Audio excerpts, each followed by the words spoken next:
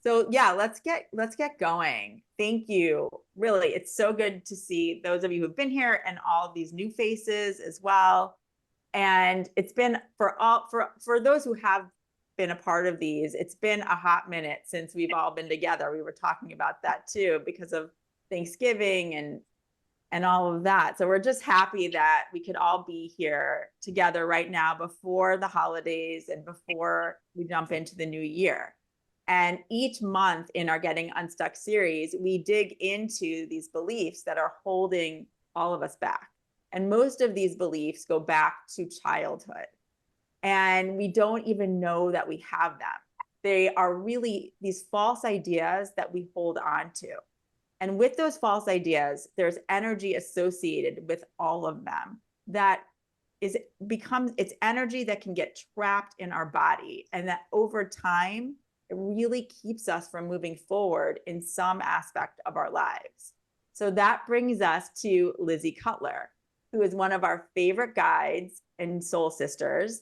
She's an energy healing practitioner and coach. And Lizzi leads a life-changing technique called energy editing for those who have not experienced it yet, that is going to help you release this energy and these old beliefs right on out.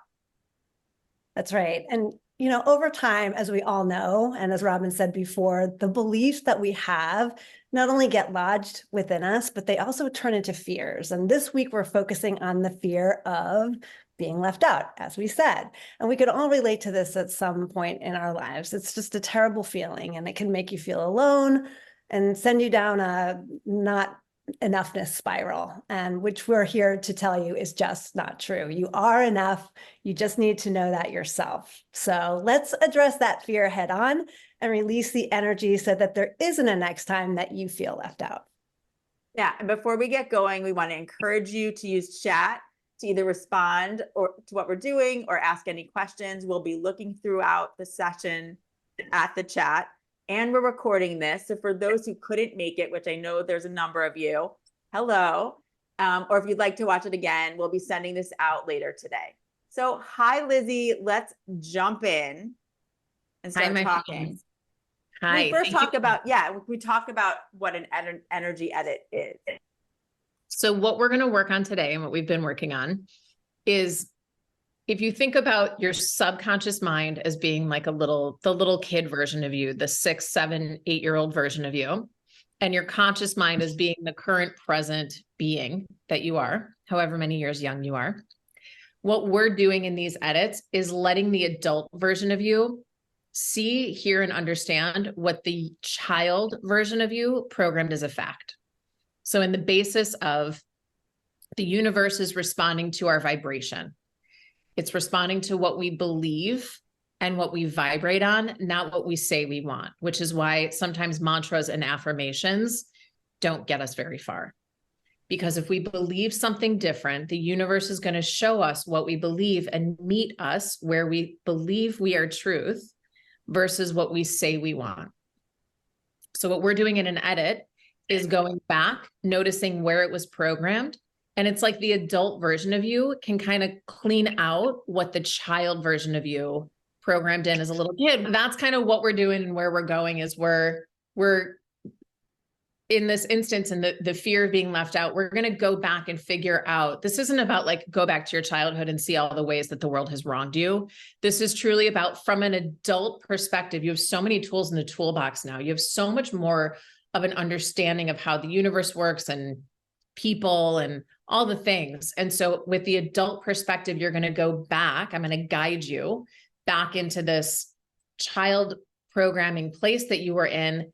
And together we're going to clean it out. So while you're in there, you're sort of shining a flashlight for me in your inner world of different scenes, different stories, scenarios that played out as a kid, that programmed in, that kind of matched to the fear of being left out.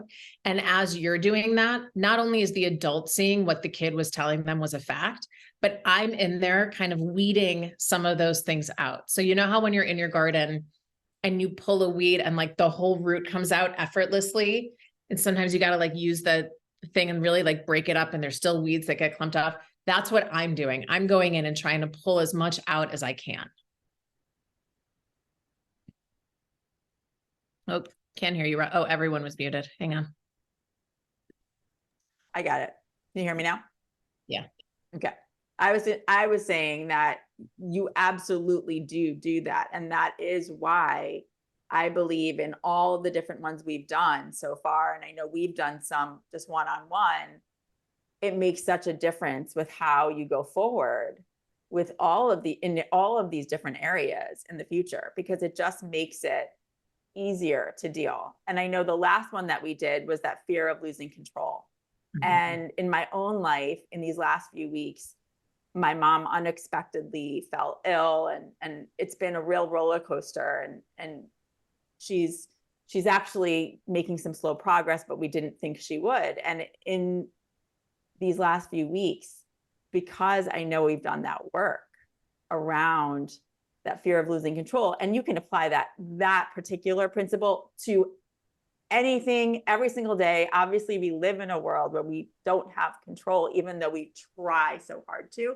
My point being is that I know in this particular instance, I've been able to handle it so much better because of this work and because of digging deep and having those different, that energy that was stuck from when I was little kind of come up and get out.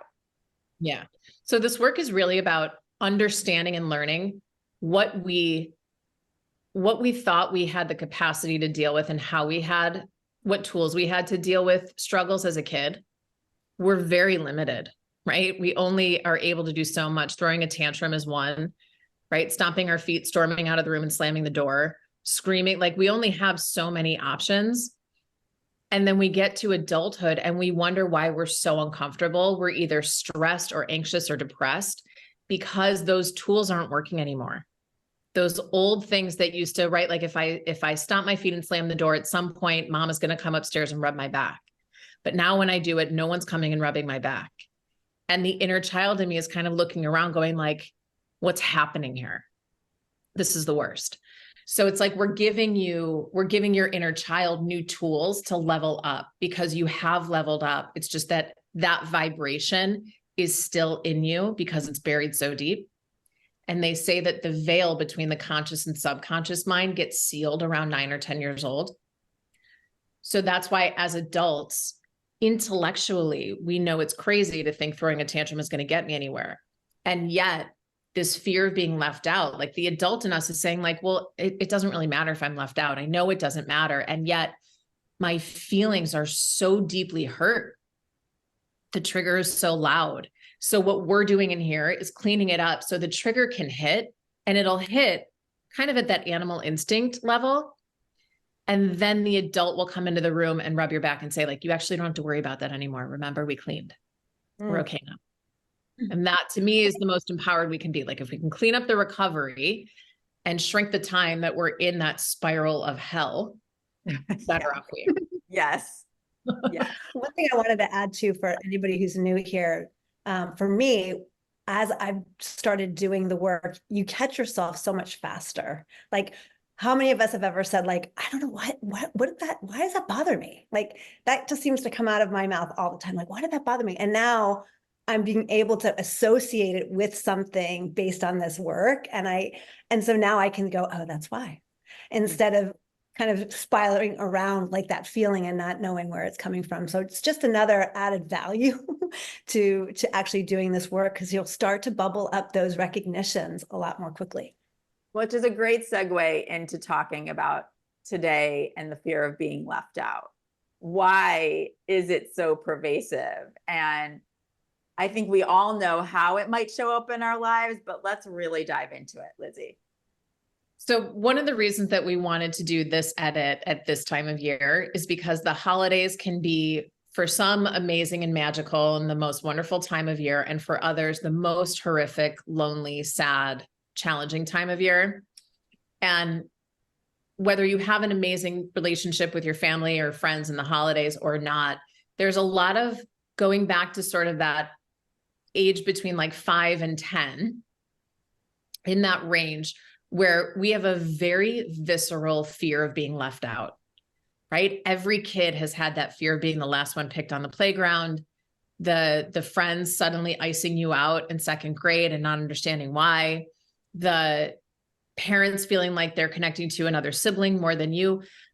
Every client I've worked with has some version of, and then this thing happened and I felt like I was being left out and I didn't know what I did wrong.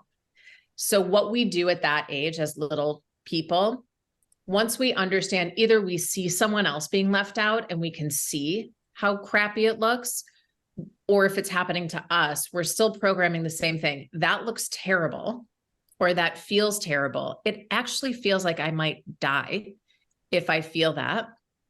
So I'm going to do everything I can to feel it before it happens and do whatever I have to do to not let it happen to me.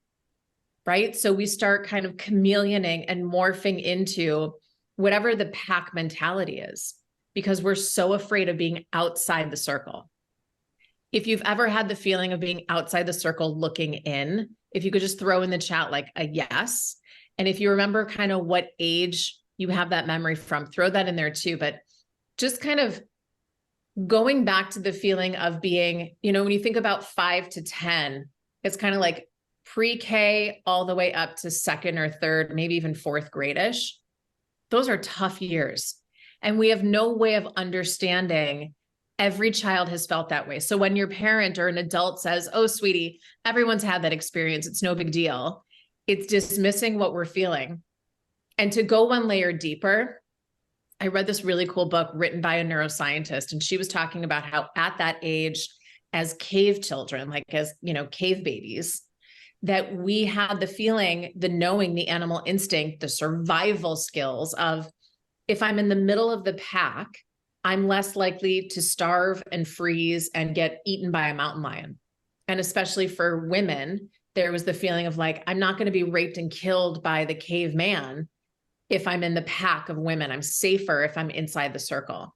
So it's really common for girls at that age, like first, second, third grade, to like always be holding hands with their best friend and to always want to be together. There's this like magnetic pull to be together from an animal instinct of survival. You are more likely to make it through if you had as many people around you as possible. So not only is the fear of being left out in our cells and in our DNA, like in a Darwinism space, but also just as a culture, it feels really isolating to be the one who is left out. Does that make sense to everybody? Give us a nod if your camera's on, and thank you. Makes so much sense. And I think that going back to that whole idea of like when the caveman times, right? And we were talking about this before. It's like that fear of not surviving. Yeah. Right. Yeah. Like it kind of comes back to, it comes back to that with that example. And then we were also talking about how COVID also was a little bit of a catalyst in that sense of feeling so isolated, and what am I missing out on? Right. Yeah. For me, so I live alone, and for me, COVID really showed me what it would be like to be alone. Right. In those first, I remember the first 2 months of lockdown, it was like, I can't be alone for 2 months. For 2 weeks? What am I going to do for 2 weeks? Then we knew it was going to be stretched out. Then it was going to be stretched out and stretched out. And it was like the first real life example that most of us had of the feeling of being isolated on a physical level, like it was actually happening. And so now I think for most of us, that tripwire and that like alarm in our body is, it's heightened, right? Yeah, like it's elevated. Yeah. So it's now at a level where the second we sense it, it's like when you touch the hot stove and you get burned, the next time you don't have to get as close to the hot stove to pull your hand away.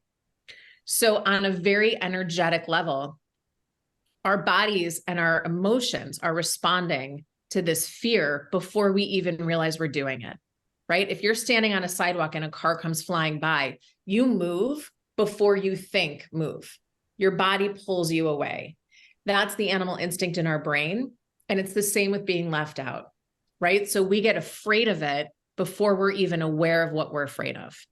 That's what we're looking at. Yeah. And the example that you actually brought up when we were planning for this today which was an incredible one, is from Friends when Rachel decides that she's going to smoke so that she cannot be left out of the conversation. I don't know. Does anyone remember that? Because I totally remember that. Yes. There's like the obvious survival side of things. And then we kind of go into like, all right, well, how is this impacting me on a day-to-day? And that's how it impacts us. It impacts how we think that we need to change ourselves to fit in. And we do it without thinking about it. It's why we'll call each other and say, what are you wearing to this thing tonight? Sure. Right? We don't want to be the one standing out. Or it's why social media is so hard for everybody, but specifically young people, because we see that we're left out, right? Like you see the pictures, or it's just in our face so much more. So it's the fear of not meeting our potential. Like if I'm left out of the meeting, am I not going to move ahead in my career? If I'm not a part of the friend group, are they not going to invite me on the girls' trip? And then I'm not a part of the group anymore. If I'm not, right? Like a big one for me is I didn't have kids. So all of my friends are making friends with all these other parent friends that I don't have that with. And so they have mom friends that they're friends with. And like, understandably, I'm left out of that. And so it's how do I get back into myself and come back to that sort of alignment with, okay, what actually matters here? Mm-hmm. What is important? Where am I? Before I spiral out in the, I'm going to be the woman alone living in a cabin with a candle on and my hair in a bun and a million cats. Right. Because we tend to go from 0 to 100. Like they're going on a trip without me. That means I have no friends. I'm going to die alone. But I love what you're doing here, Lizzie, because I think all of us can relate to that feeling of like, we go through these exercises in our minds, these like worst case scenarios, like, what are they thinking? They've already judged me. They already don't like me, which is 99% not true most of the time. It goes back to what we were saying in the introduction about like how that goes to that feeling of not enoughness, right? We just go from they didn't include me to I'm not enough. And I think we've all done that conversation in our heads a lot of times. And I love the reminder that it's in our DNA to a certain extent. So as you're beating yourself up for feeling weak or whatever label you want to put on it for that fear, it really is something that's naturally in us. So it's not a bad thing. It is a protective thing. It's just having the balance and understanding how to integrate that correctly into our lives, right? Yeah. Yeah. I think having compassion around this one is really big because I notice with children, we usually say like, well, forget those girls. You don't want to be friends with them anyway. And like, yeah, I did. I did. Right. I don't care that they're the mean girls. I wanted to be one of them. Right. Like that would have been more fun. Totally.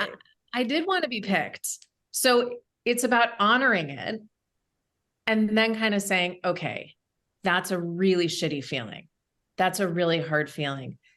Everybody's had that feeling. It doesn't make it okay. And it doesn't make it better. I just want you to know you're not alone. And what now? What do we do to feel better now? Right. So honor that little girl, that 5-year-old or that 11-year-old who experienced that. And then kind of saying like, all right, scooch up here with me. Let's go do something special. Yeah. And when you talk about compassion, it's really like being able to give yourself a hug. I mean, that's what like have compassion for yourself. And it's becoming aware of those moments, catching up. And so that actually leads me to also talk before we actually get into the edit about what you call a double bind. So for those who are just joining and for those who have before, I always find it a good reminder of what's a double bind and how does that apply to the fear of being left out? So a double bind is when we're pushing on both sides of the same door. So again, back to the concept that the universe only knows how to say yes. So if you lean into the vibration and you imagine there was like a frequency, like a radio frequency of the fear of being left out, and let's say it's really volatile and like up, down, up, down, up, down. If you're pushing on that side of the door saying, I really don't want to feel left out. Please don't make me feel left out. I'm terrified that's about to happen. You're pushing on the stress of it, right? The resistance of it, of like, don't let it get me. And so the universe is responding with, don't let it get me, right? You can feel that sort of like your heart races a little bit, you get a little sweaty. On the other side of the door, the double bind of that is, okay, well then we'll make you in charge of the whole pack.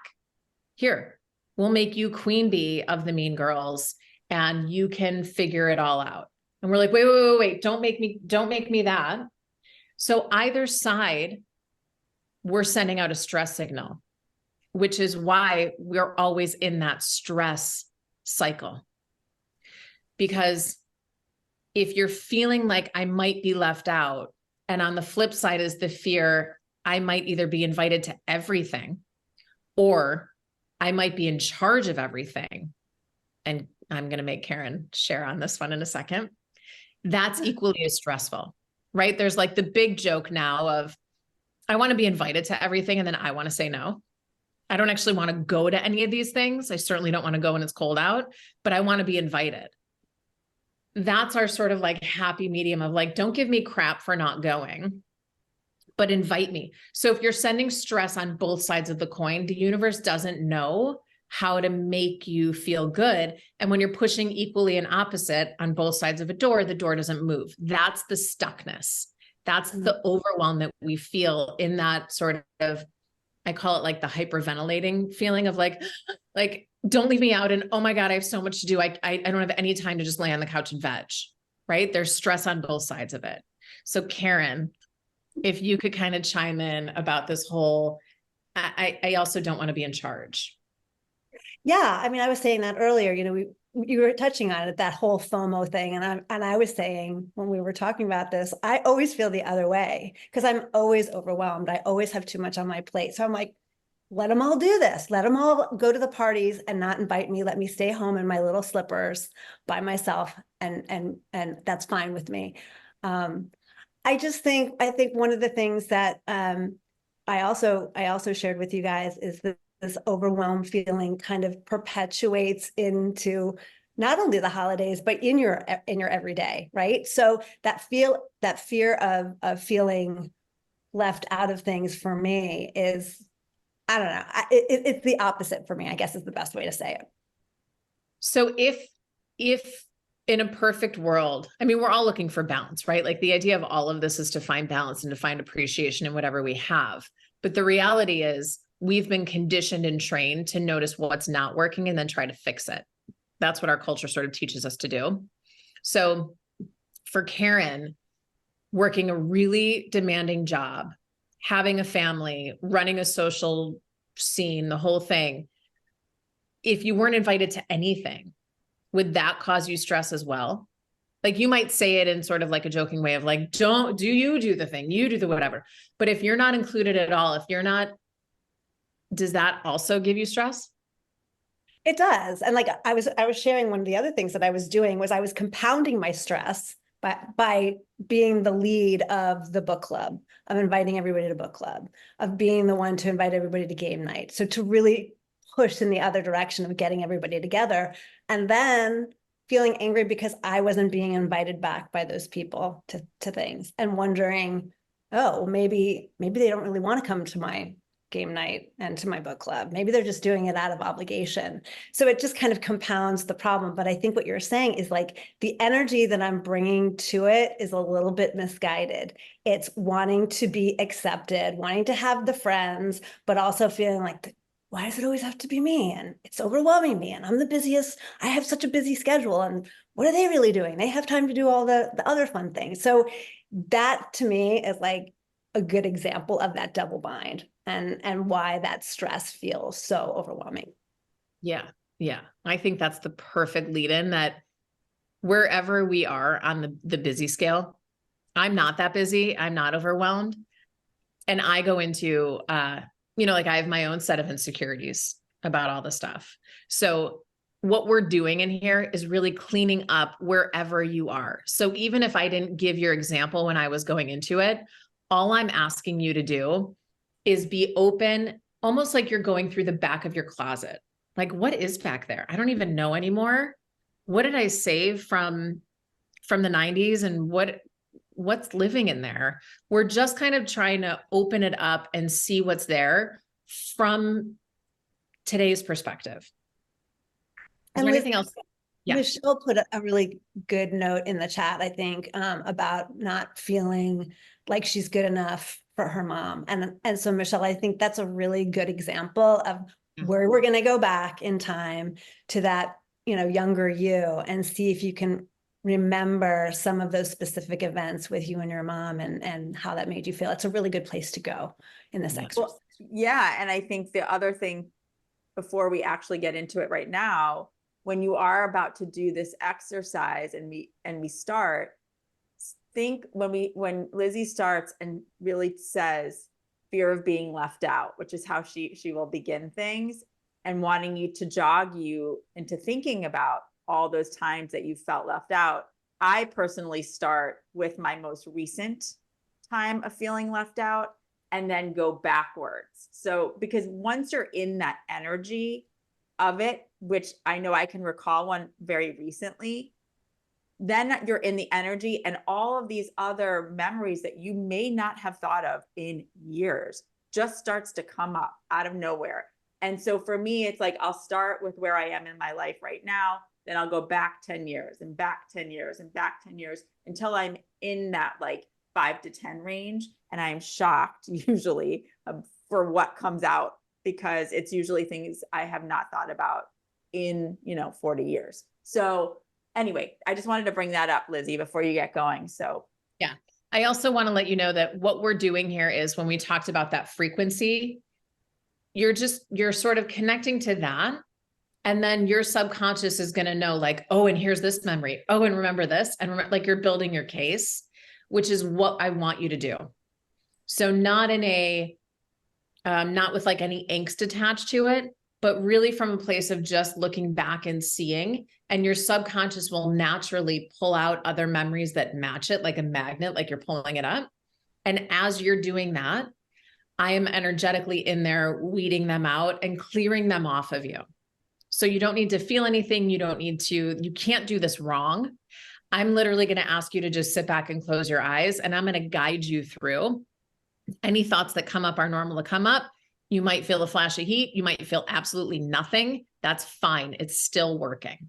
Okay. Yeah. And the last thing to add too is, if you have, for me, sometimes it helps to have a pen and paper, just to kind of like, even as your eyes are closed, to just take note of anything that comes. Because for me, I often go through a lot of different resolutions in this, and a lot of things come up for me. And I just like to kind of keep a little notebook for myself to see what comes up. Just a thought. I would love to see those notes. totally. Okay. So my friends, you're going to take your dominant hand. So I'm a righty. I'm going to take my right hand, and you're going to place your hand just at your solar plexus. So like my rib cage splits here, you're going to bring your hand all the way down here, and you're going to sit back and close your eyes. And again, you're just going to let whatever thought comes up, come up. And you're going to start in the fear of being left out, and really notice the anticipation of it. The fear of being left out.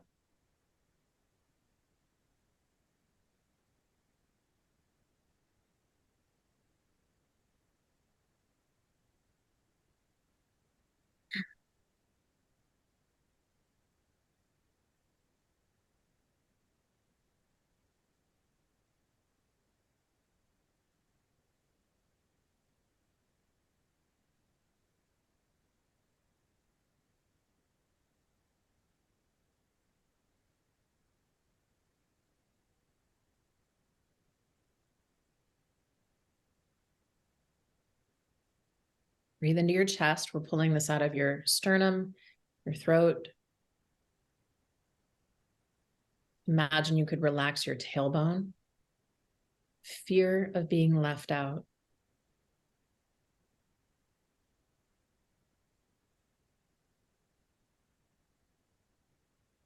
Shaking it out from your solar plexus up into your chest.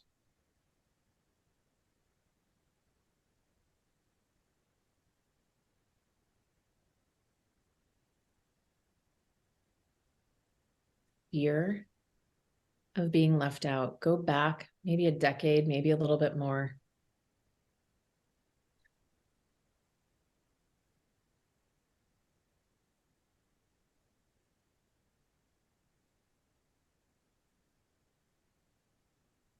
Fear of being left out.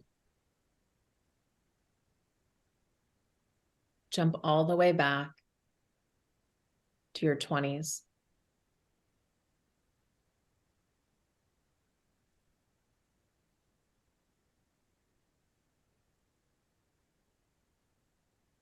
Go back to high school.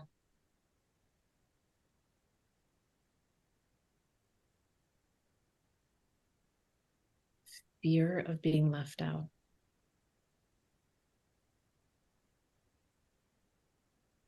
What was the vibration associated with it? Where do you feel it in your body? Fear of being left out.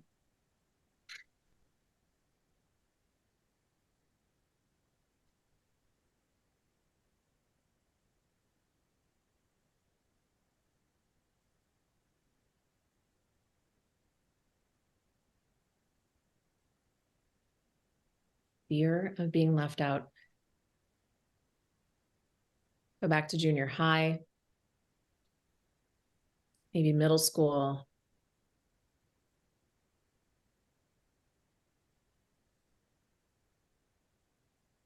Really notice the frequency of it, the vibration of it. Notice how it's still vibrating in your system as we pull it out. Fear of being left out. Go back a little bit more. Go back first grade, second grade, maybe even kindergarten. Notice that very visceral fear.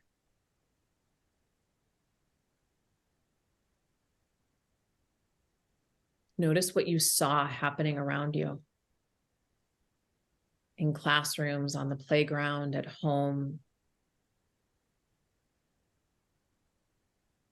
Fear of being left out.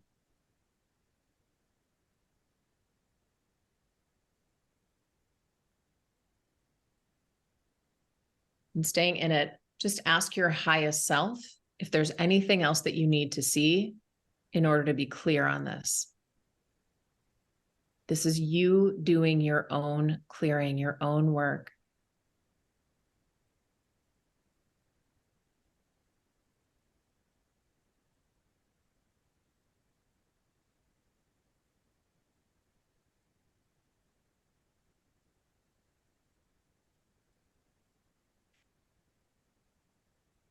And staying in it and holding it, you can feel that healing.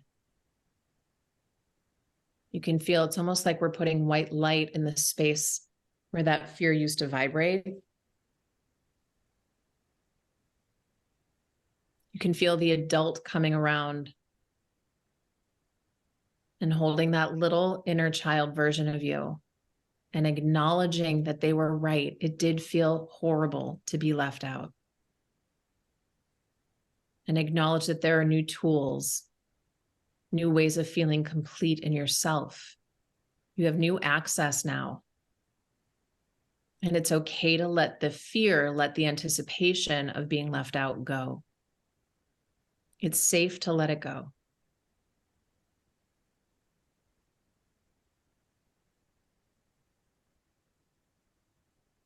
Go ahead and take a deep breath in. And exhaling, let it go.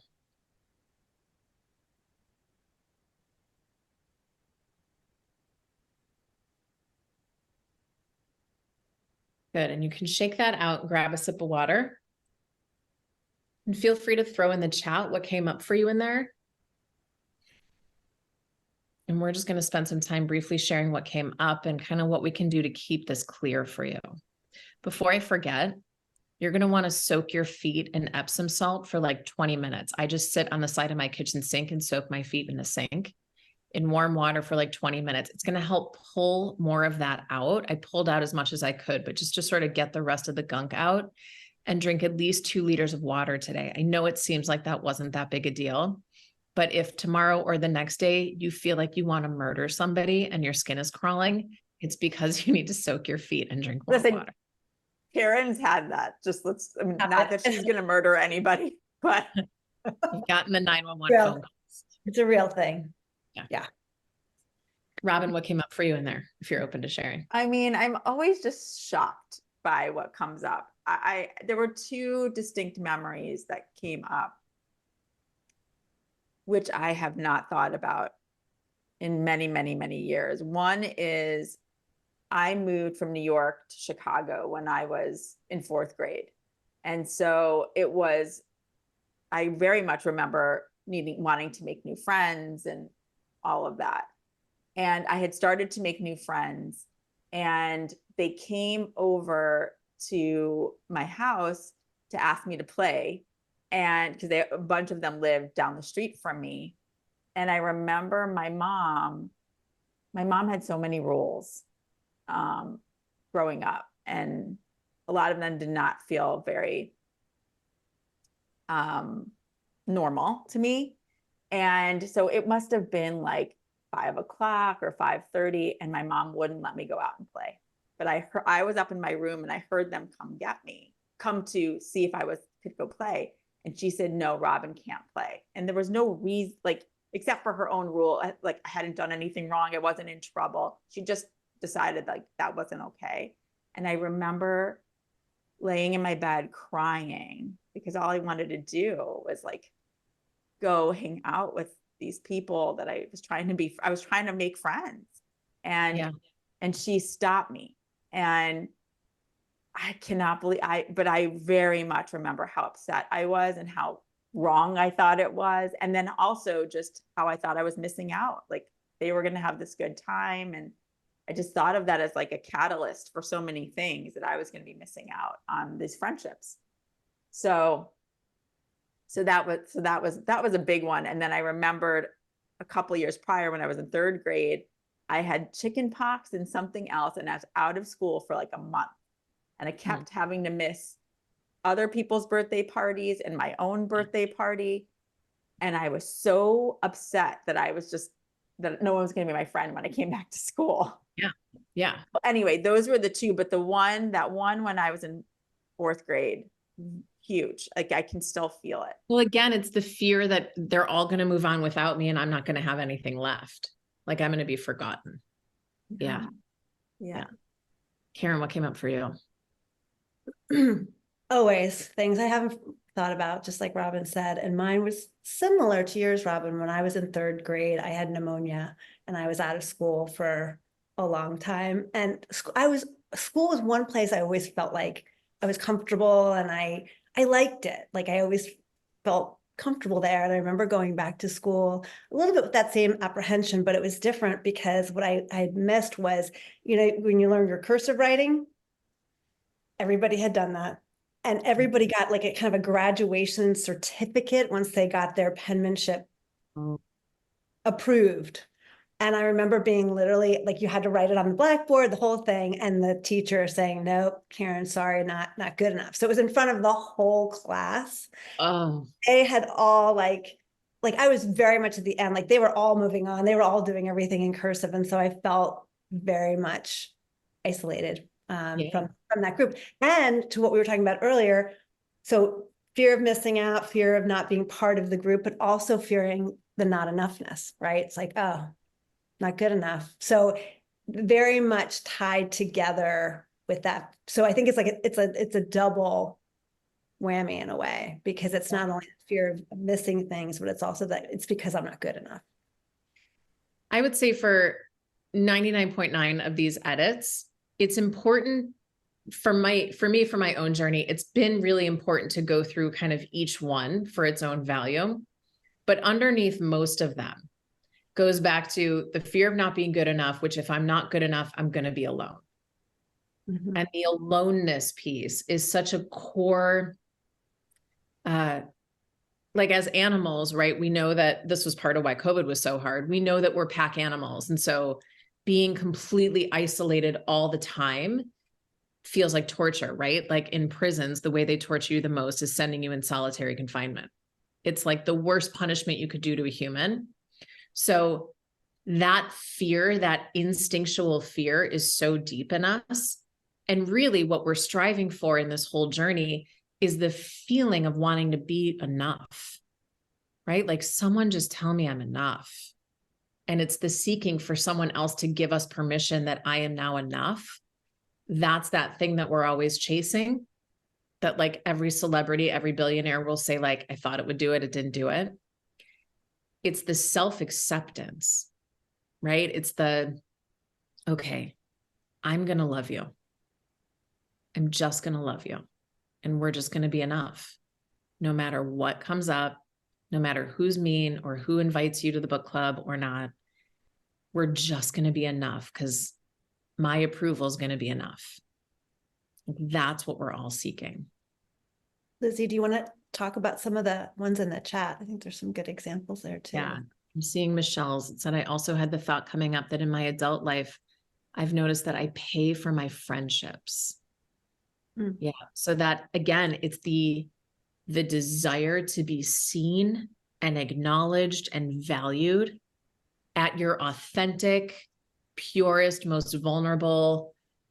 This friend of mine used to say open kimono, like that version of you being accepted. And if it's not, like an inauthentic acceptance doesn't land.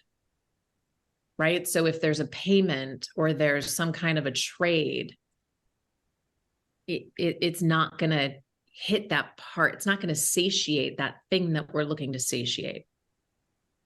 Right. If I can be on the phone or in front of somebody ugly crying and in my full human disgustingness, that's when I feel the most loved and accepted, when someone's like, yeah, okay, what else you got? Exactly. I love you. Right. Like I'm not loving you for anything other than this. That's what we're seeking. That's the center that we're seeking. Right. It's that piece of like, pardon my French, but like, I fucking love you no matter what you throw at me. Mhm. That I think is what we're all seeking in partnership and relationship and friendships and all of it.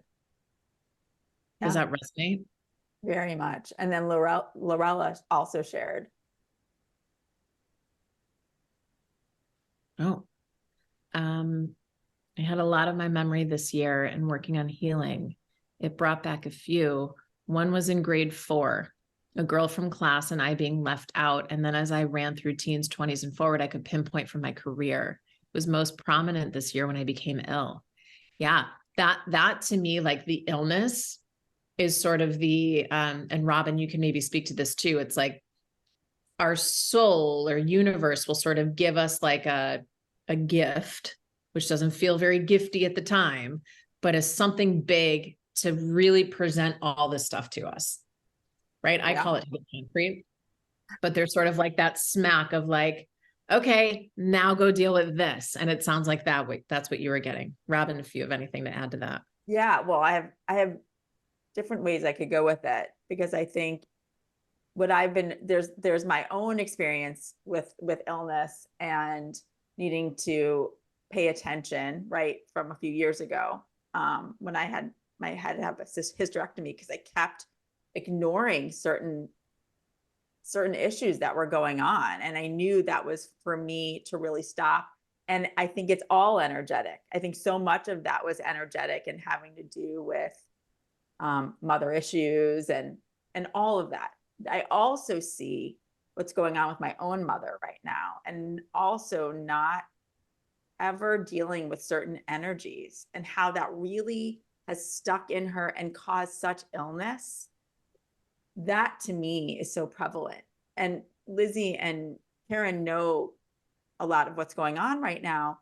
And do you agree, like, that so much of my mom's illness that has gone on is so from her not ever becoming aware enough? And it's what this exercise is really designed to do, right? It's to let that stuff bubble up and out of you as much as possible. And I think even just going back to what Lorella said in her message to us, I think part of it is also that the universe is going to continue to give you lessons until you get it, right? So even though this first time you had that feeling of being left out when you were young was like an imprint that was left there, as you get older and older, those same lessons will keep coming back to give you that opportunity to work through them. Which is why I believe, Lorella, you're here right now, right? Because you're gonna address it in a different way, which is gonna really help you move forward and feel better, really, and feel better. Right. I think it's important, Karen, the way you said it gives us the opportunity to face this stuff. I think sometimes we see it as like a punishment or a test. And I think it's important to reframe that kind of stuff where it's an opportunity. Your soul, your source within really only communicates with you through physical and emotional. And we don't pay attention to the good stuff. Again, culturally, societally, in our society, we've been taught to pay attention to pain, and pain is what gets our attention. So it usually is through emotional pain. And I saw there was a comment about where your mind is going currently, right? So like I've been in a loop too, where like these thoughts keep coming up. It's begging you to look at it, maybe from a different perspective. For me, when I can't figure it out on my own, I ask for help, right? I ask other people, what are you seeing from the outside? I can't get this and I'm losing my mind. So really paying attention to what's coming up for you and why. What is it that you are trying to show you? Something's not working. And it's going to start with like a little tap on the shoulder and then like a little nudge and then a hip check and then to me, hitting concrete. Like to be unwilling to be able to go farther without creating some kind of change. If nothing changes, nothing changes. Exactly. So it's not until you're so fed up of powering through that you actually stop and look at, oh shit, I've been carrying that thing around this whole time, telling myself I wasn't good enough. Okay, let's clean that up. Yeah. And if you can go back to that 7-year-old and really do relive that for a moment and what that 7-year-old you was experiencing and feeling and why, what was the situation and what would you have said if you could have to that younger 7-year-old that wasn't said. You can do that now. And that's also part of the way to heal through it. Very much. Not to me is the energetic shift. Like when it comes back to the vibration, it's not that it changes the experience for that 7-year-old. That was real. And that vibration, that fear of it has kept you safe for all these years. It's not working anymore. And that's why it's creating discomfort now. It's creating discomfort so you can see you're still lugging along those jeans from the 90s that you're never going to wear again. Get rid of them. And the way that we do it is by, now that the adult has seen it, the adult you that cares about the 7-year-old you more than any human on the planet will ever care, you saying when that comes up, sweet girl, I've got you. I didn't go anywhere. Yeah. You're still enough. I know that trigger's coming up. Thank you for reminding me. I hear you. I know it's okay. I've got it. Right? It's the child saying like, there's a monster in my closet. Instead of the parent opening the door and saying, no, there's not, go to bed and slamming the door. It's adult you. It's 44-year-old me going back to 7-year-old me and saying, I'm going to turn on the closet light and show you. Mm-hmm. And I'm still right here. And if you're still scared, I'm going to sit right here until you're not scared anymore. I'm not going anywhere. Well, so it goes back. Sorry. Go ahead. I was going to say it goes back to that word opportunity that Karen, it gives you that opportunity to do that. That's what this work does, and I don't know for those who haven't been on this before, if you've really ever thought about it that way. Because I know prior to working with Lizzi and several other practitioners, I never thought I could do that and that it would work, and it does. Yeah. Yeah. I think also looking at Noelle's comment as well about high school. I mean, couldn't we have all just skipped high school? We'd be so much better. But we wouldn't be who we are today. That's I know it's true. But the place where those most hard knock lessons really did happen. So, yes, we can trace them to that 7-year-old, but I also know that a lot of my time in the edit today was spent in high school. Me too, Karen. Me too. That was a terrible time.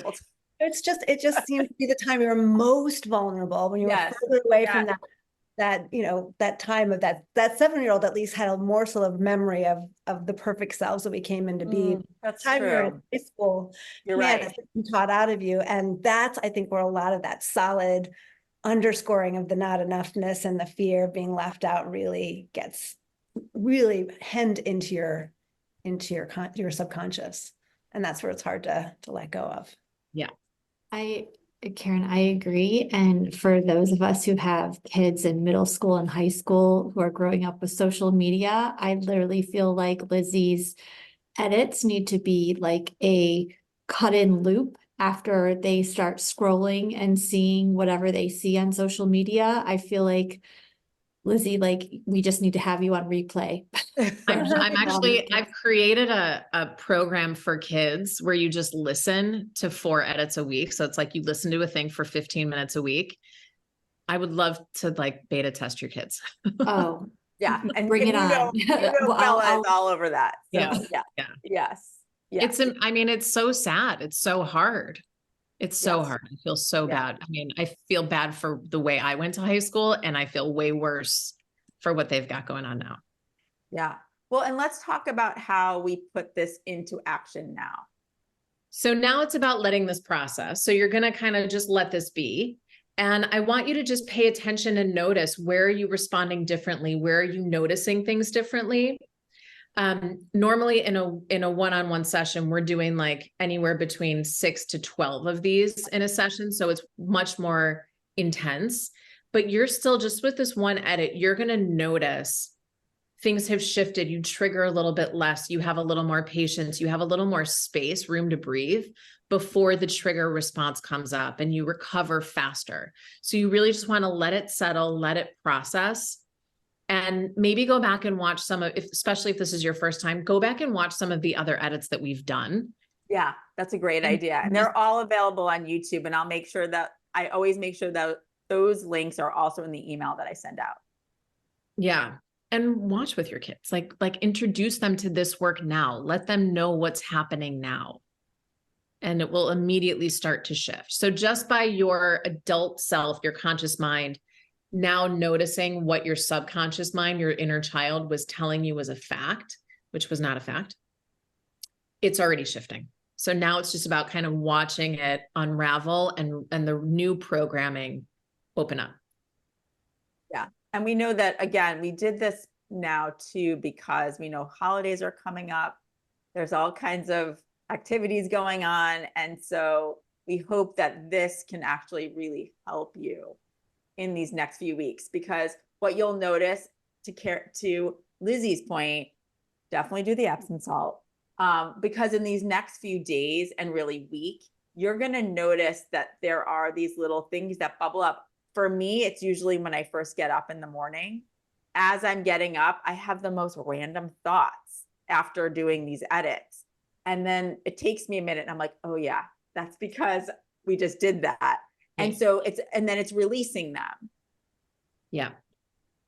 Wouldn't you say? And so the point being that with the holidays still a little bit away, hopefully this will all be within your system to help you have, a better month coming up. And we'll be reaching back out in January with our new monthly energy sessions, which we'll be doing through the seekingcenter.com. But we'll be sending an email out to all of you who signed up, so you'll get that. And for Lizzi, do you want to talk about how people can find you? Yeah, so I'm on Instagram at Lizzi Cutler, and also I have a promotion running right now, and I'm going to throw the link in the chat. But if you book a one-on-one session between now and December 30th, I'm offering $100 off, so it's 20% off, which I don't normally do.